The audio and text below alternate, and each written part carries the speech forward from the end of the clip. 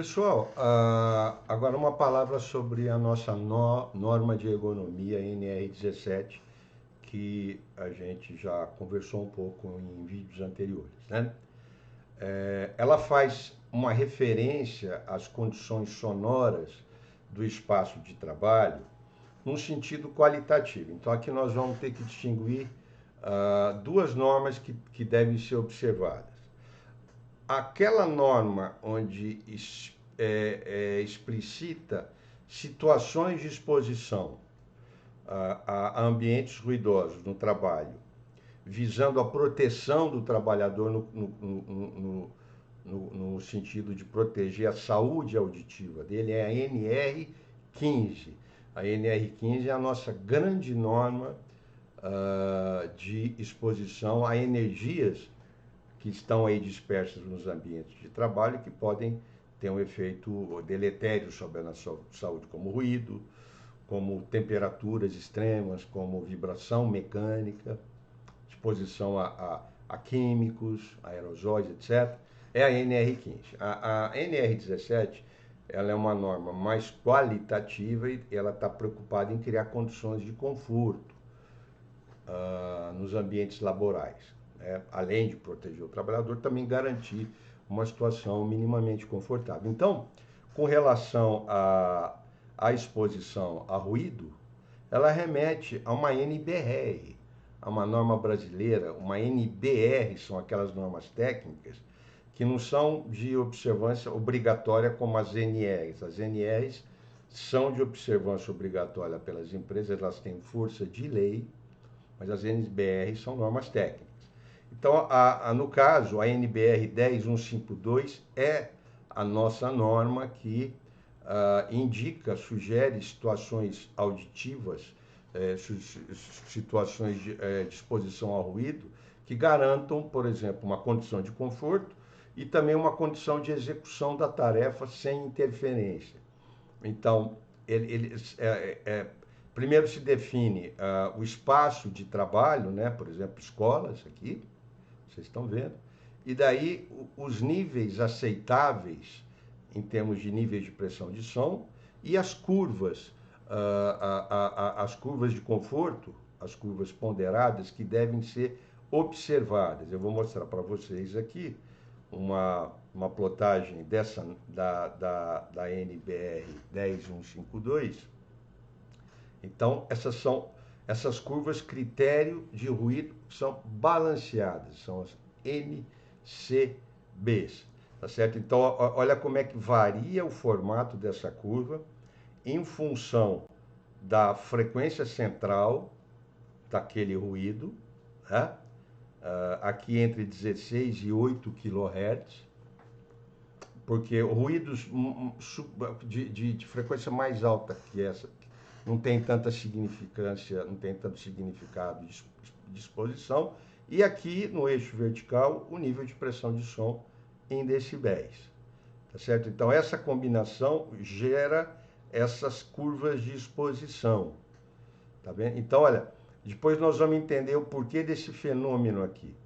Por que para frequências mais baixas, som mais graves, as curvas começam em valores de decibéis mais elevados.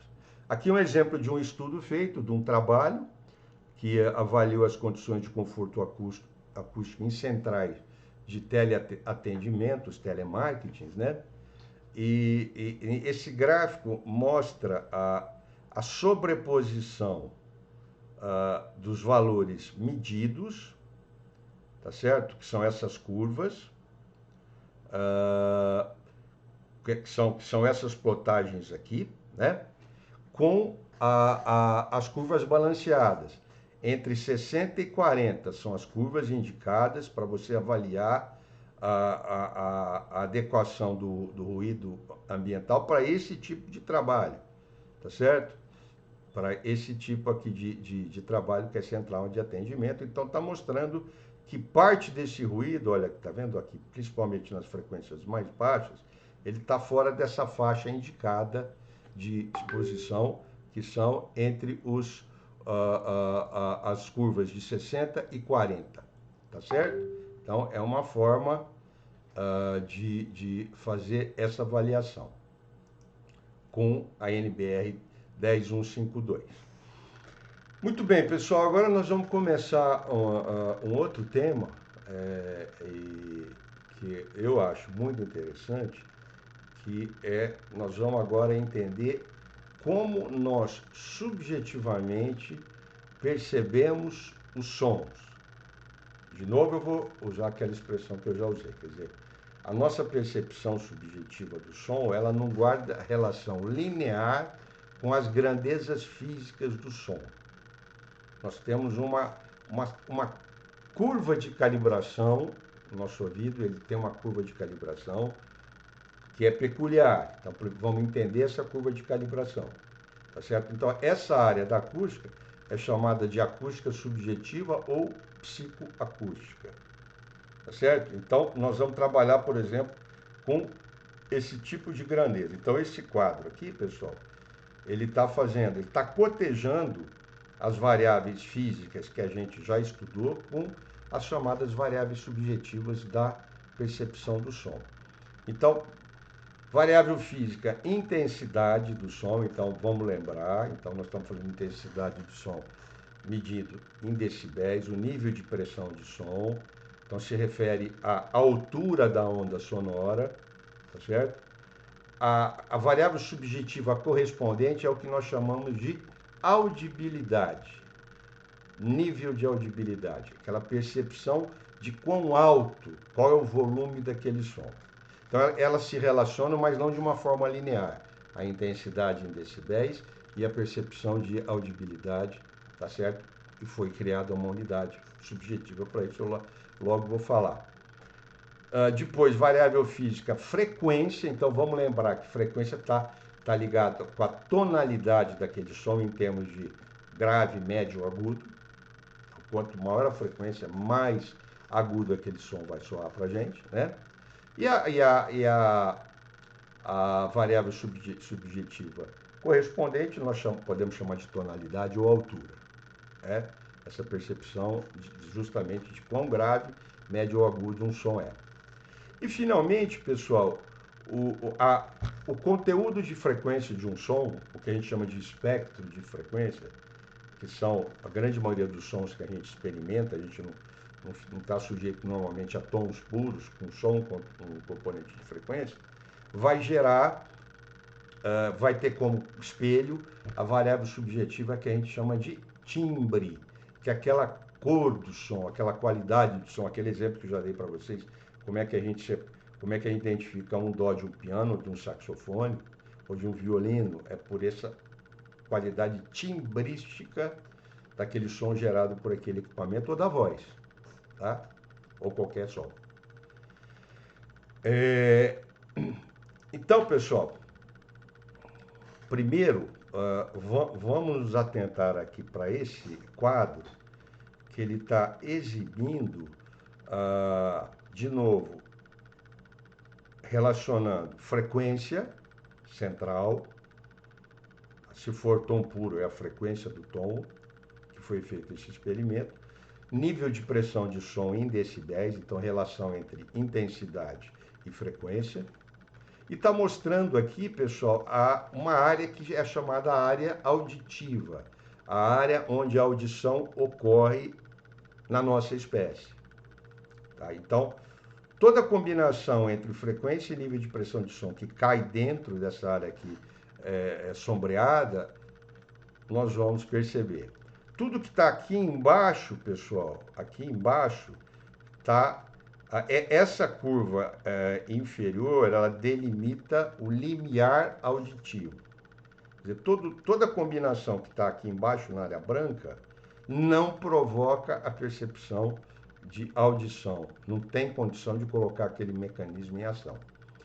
E exatamente também, pessoal, toda combinação que ocorre nessa área branca superior já está numa combinação que pode ser prejudicial para o nosso aparato auditivo, certo?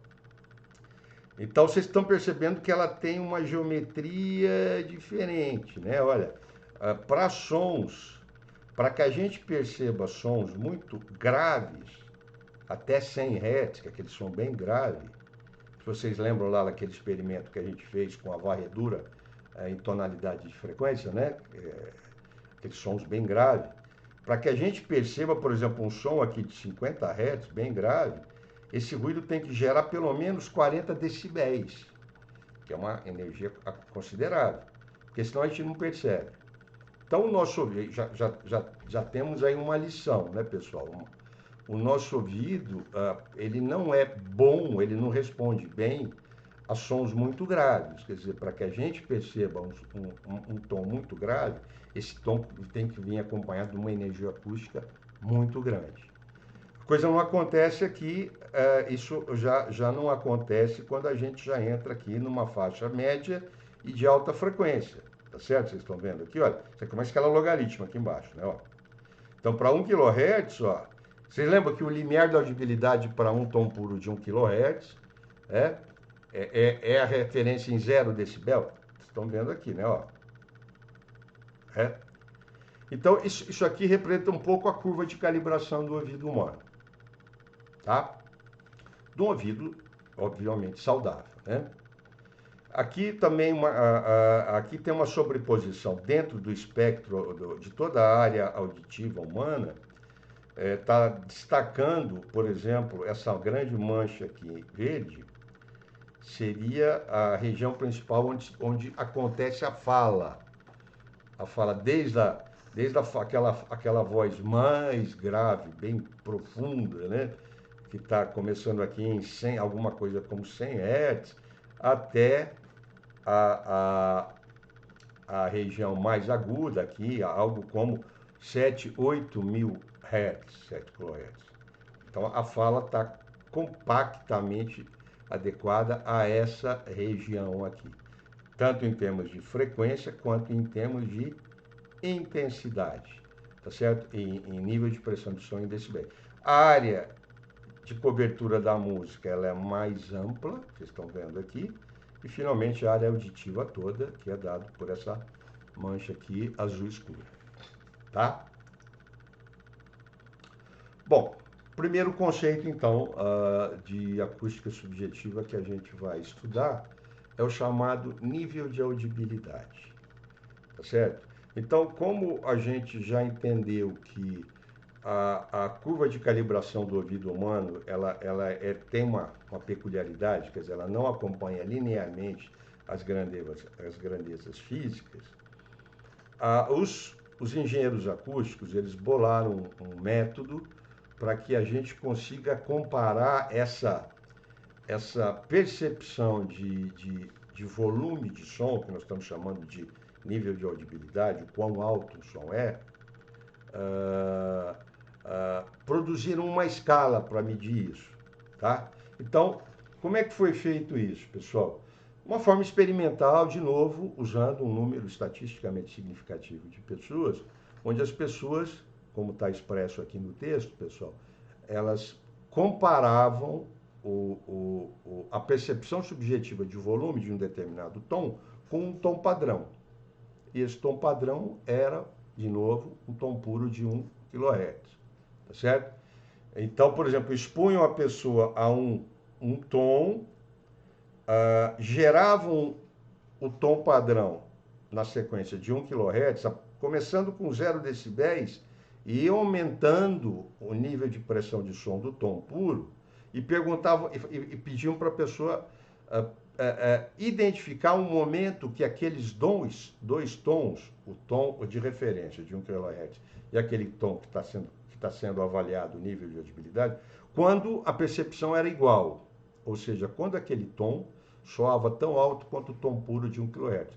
Quando isso acontecia, a pessoa que participou do experimento, o engenheiro registrava o nível de pressão de som em decibéis do tom puro de 1 kHz, que pareceu ter o mesmo nível de audibilidade, percepção subjetiva de volume, daquele tom que estava querendo ser medido, certo?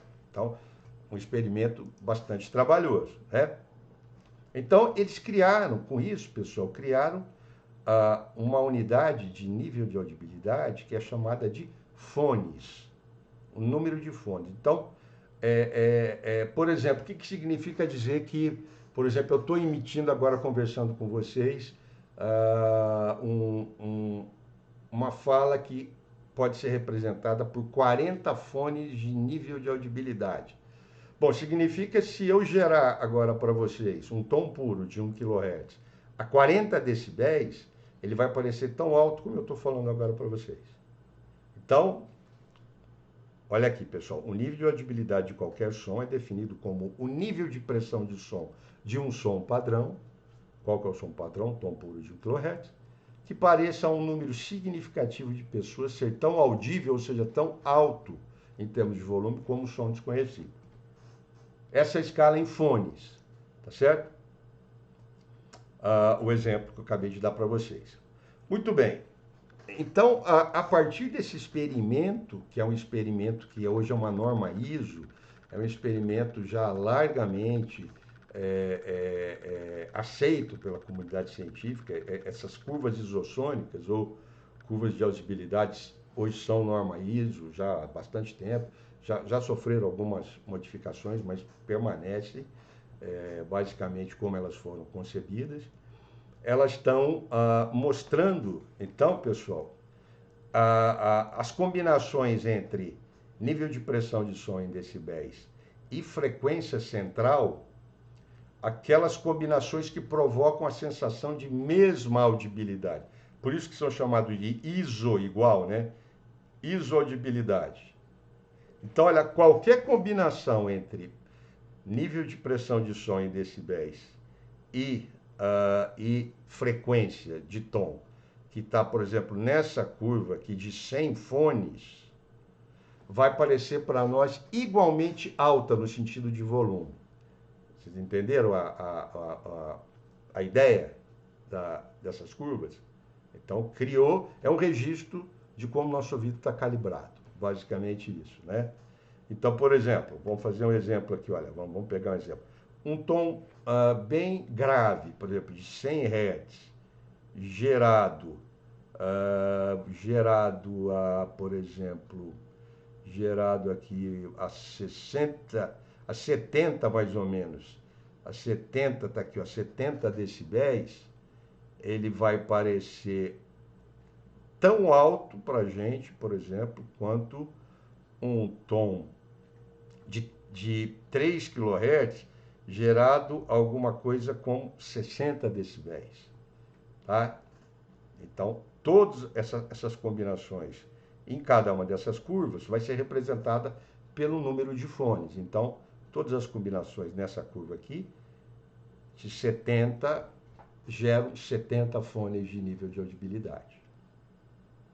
Perfeito? Então, está mostrando também uma região onde o nosso ouvido é mais sensível. O que significa ser mais sensível? Você precisa de menos energia acústica. Está vendo essa região que faz a barriguinha aqui? Olha, mesmo aqui a partir de 1 kHz até 5 kHz, mais ou menos, é aquela região onde um mínimo de energia acústica associada já produz a sensação de audibilidade, diferente dessa região aqui mais grave. Tá? Então, essa região é a região que nós somos mais sensíveis. Não à toa, essa região é parecida com a região da fala humana.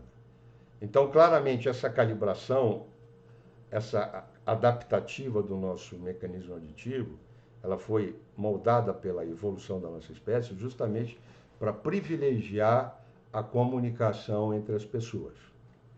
Tá certo?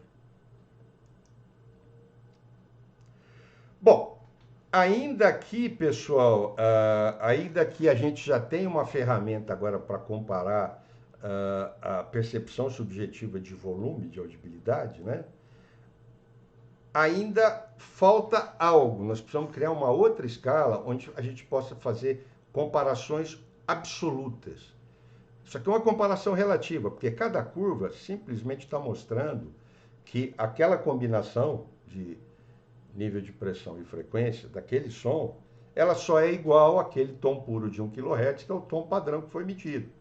Então ainda não dá para dizer, por exemplo, que um som de 50 fones, ele vai soar a metade da nossa percepção de audibilidade do que um som de 100 fones. Não, porque ainda estamos falando em decibéis, ou seja, o tom de 100 fones vai soar muitas vezes mais alto em termos de percepção do que o de 50. Então ainda tem essa barreira. O que os engenheiros de som, os cientistas acústicos fizeram? Criaram uma nova escala. E essa nova escala, essa sim, ela vai buscar mensurar a percepção absoluta de nível de audibilidade. Absoluta, não mediada pela relação logarítmica trazida pelo o tom padrão de 1 kHz em nível de pressão de som, decibéis. Né? Essa nova escala foi batizada como fones, tá certo? Não, desculpa, sones, e fizeram de novo um experimento onde as pessoas eram expostas a uma série de sons de diferente combinação de frequência e nível de pressão, e se pedia que as pessoas julgassem quantas vezes determinado som era mais alto que o outro, ou mais baixo. Aí pedindo já um julgamento absoluto dessa grandeza, tá certo? Como está explicitado aqui nesse texto, né? Então, foi criado, então, uma nova variável subjetiva, que é chamada de Sony, e agora a gente não fala mais em nível de audibilidade, sim de audibilidade de um som, e essa grandeza, justamente, ela vai nos ter essa discriminação absoluta, por exemplo, entre dois sons, em termos de percepção de volume. Tá? Então, ela parte dessa unidade básica aqui, que um sone, quer dizer, um valor de audibilidade do sone, corresponde à sensação de audibilidade de um som de 1 kHz, de novo, gerado a 40 dB, ou seja, um sone é igual a 40 fones. E com isso, cria-se essa escala proporcional. Aí existe a relação entre sones e fones é dada por essa expressão, ela é uma relação também logarítmica entre as duas, mas a grandeza sone já não é uma grandeza logarítmica, né? Então, por exemplo, nas curvas de isoaudibilidade, a cada aumento de 10 fones, dobra o número de sones. Lembrando, então, sones é a percepção absoluta do volume quando você compara, por exemplo, dois tons, né? Então, só para ter uma ideia como agora realmente a gente consegue fazer essa comparação. Vamos lá de novo aqui, pessoal. Quarto quieto. O quarto quieto está gerando 40 fones em nível de audibilidade, ou seja, é a mesma percepção de volume de um tom puro de 1 kHz gerada a 40 decibéis, tá? E vamos comparar aqui com avião a jato. Isso gera 120 fones, ou seja, uma relação de 4, 8, 12, 3 vezes mais, de jeito nenhum. Centenas de vezes mais a percepção de volume de um quarto quieto para avião a jato. A escala de sones já registra isso. Então, o quarto quieto é o começo da escala, um sone, lembra? Um tom puro de 1 kHz é 40 decibéis, 40 fones. E já a percepção de um avião a jato já são 256 sones. Aí, então, agora realmente a gente tem uma escala que permite um julgamento absoluto proporcional dessa percepção subjetiva da altura, do volume dos sons.